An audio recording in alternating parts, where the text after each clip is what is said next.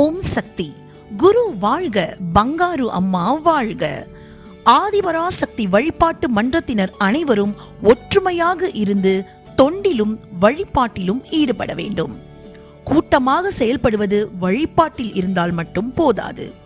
அம்மாவின் பணி எல்லாவற்றிலும் ஒற்றுமையாக கூட்டு முயற்சியுடன் ஈடுபட வேண்டும். அப்போதுதான் அம்மாவின் பணி சிறப்பாக அமையும்.